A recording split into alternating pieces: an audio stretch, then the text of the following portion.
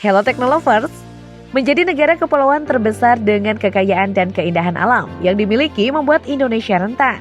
Tentu kita sudah sama-sama mengetahui jika negara yang terbentang seluas 1.904.569 km persegi ini merupakan negara kepulauan ke-6 terbesar di dunia dengan jumlah pulau 17.504 yang terbentang dari barat hingga timur. Tak hanya itu saja, Badan Informasi Geospasial BIG mencatat terdapat 229 pulau tambahan di Indonesia dari tahun 2020. Hal inilah menjadikan pulau Indonesia rentan menjadi incaran negara lain yang berbatasan langsung dengan Indonesia. Untuk menyegarkan ingatan kalian, berikut akan kita bahas pulau terluar Indonesia yang pernah diklaim sebagai wilayah dari negara tetangga.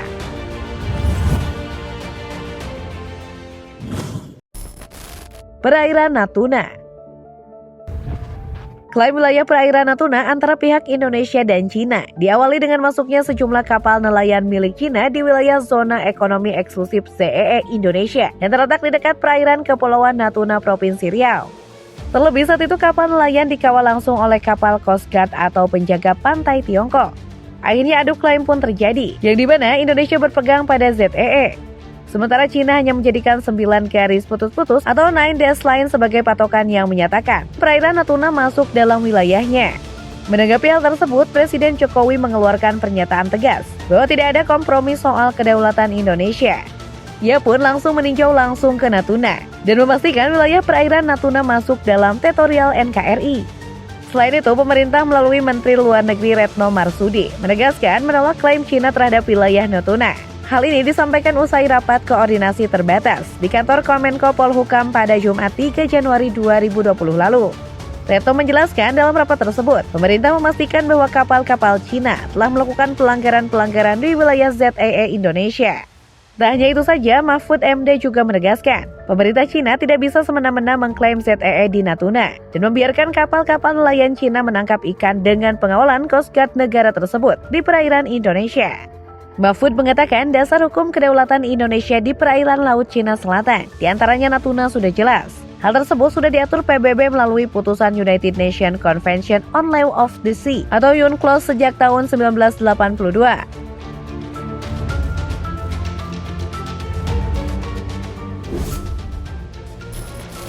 Blok Ambalat. Blok Ambalat yang terletak di Laut Sulawesi atau Selatan Makassar dan berada di dekat perpanjangan perbatasan darat antara Sabah, Malaysia dan Kalimantan Timur Indonesia juga menjadi perseteruan panjang antara Indonesia dan Malaysia loh. Dikutip dari liputan6siang.com, sejak akhir tahun 1960, tepatnya saat Malaysia membuat pemetaan daerah yang baru, negeri jiran tersebut pun mulai menyebut bahwa Blok Ambalat termasuk dalam wilayahnya. Bahkan pada tahun 2007 silam, jumlah kapal perang dan pesawat Malaysia melanggar wilayah perairan dan udara Indonesia di Blok Ambalat. Tepatnya pada 24 Februari 2007, kapal perang Malaysia KD Budiman dengan kecepatan 10 knot memasuki wilayah Republik Indonesia sejauh 1 mil laut. Kemudian di hari yang sama, pukul 15.00 WITA, kapal perang KD Sir Perlis juga melintas dengan kecepatan 10 knot memasuki wilayah Republik Indonesia sejauh 2 mil laut. Setelah itu dibayang-bayangi KRI Welang dan kedua kapal berhasil diusir keluar wilayah Republik Indonesia. Tak hanya itu saja, pada November 2014 lalu, FIFA melaporkan pesawat perang Malaysia kerap melanggar batas wilayah di perairan Ambalat. Dalam kurun waktu 1 bulan, Malaysia sudah melanggar 3 kali. TNI pun tidak tinggal diam. Pesawat tempur jenis F-16 dan Sukhoi segera disiagakan di Len Tarakan, Kalimantan Utara. Meski konflik kepemilikan wilayah masih tetap bergulir hingga puluhan tahun, jangan khawatir diketahui, Ambalat hingga saat ini masih berstatus milik Indonesia. Hingga 2019 diketahui, TNI Angkatan Udara telah menggelar operasi pengamanan Ambalat dengan menerbangkan pesawat Super Tucano EMB-31, Skuadron Udara 21 Lanut Abdul Rahman Saleh Malang.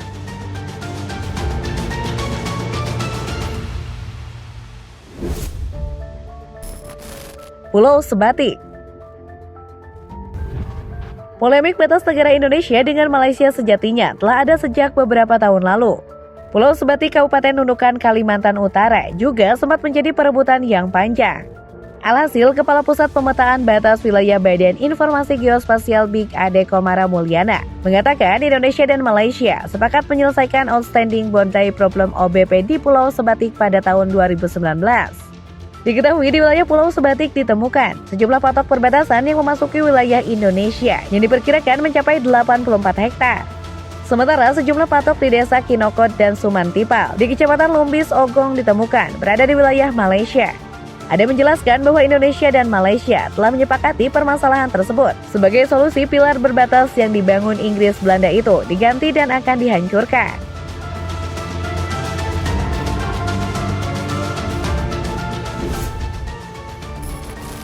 Perairan Tanjung Datuk. Masih dengan Malaysia, sebelumnya Pulau Tanjung Datuk seperti tidak mendapatkan perhatian khusus dari Indonesia. Seperti pemberitaan FIFA pada Minggu 25 Mei 2014 lalu. Nama Tanjung Datuk baru disorot setelah TNI Angkatan Laut mengusir Malaysia yang membangun 3 tiang panjang setinggi 13 meter di perairan Tanjung Datuk. Kala itu titik koordinat 02.05.053N sampai 109.38.370E Bujur Timur atau sekitar 900 meter di depan patok SRTP 1 patok 01 diduga menjadi tempat dibangunnya mercusuar. Tapi sebelum itu tak banyak yang tahu soal wilayah di Kabupaten Sambas, Kalimantan Barat ini. Di pulau ini mulanya tidak memiliki aliran listrik, yang dimana di daerah tersebut harus menyalakan genset untuk mendapatkan listrik.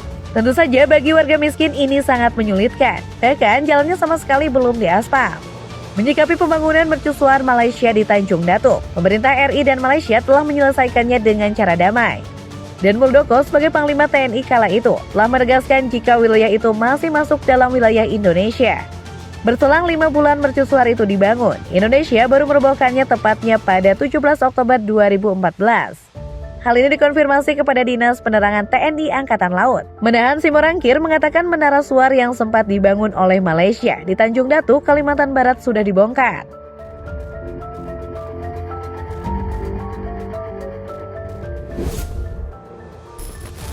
Pulau Sipadan dan Ligitan. Masih melekat di ingatan terkait permasalahan pulau saat itu. Ya, pulau dengan keindahan alam serta menjadi habitat berbagai penyu ini akhirnya jatuh ke tangan Malaysia setelah diputuskan dalam sidang Mahkamah Internasional. Diketahui pulau di Selat Makassar Sipadan lepas dari Indonesia ke tangan Malaysia melalui keputusan Mahkamah Internasional pada 2002 lalu. Sengketa itu sebetulnya terjadi sejak 1969. Lalu konflik itu semakin tegang saat Malaysia membangun fasilitas pariwisata di pulau tersebut pada 1991.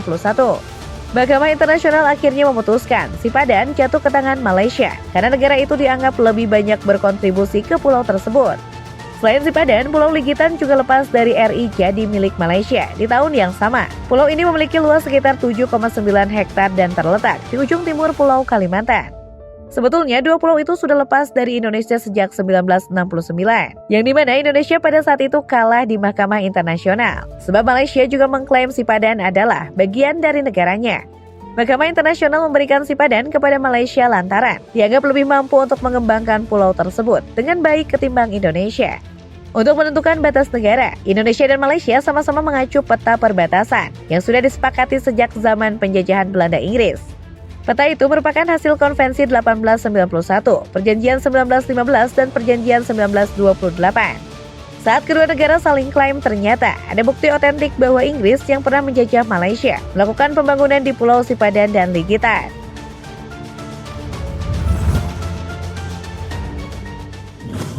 Menurut aku sih, kalau Indonesia nggak menjaga dengan baik pulaunya, bakal ada potensi diambil lagi nih. Gimana menurut kalian Teknolovers? Coba berikan tanggapannya. Oke, untuk mendukung channel ini jangan lupa like, komen, dan share video ini. Sampai jumpa!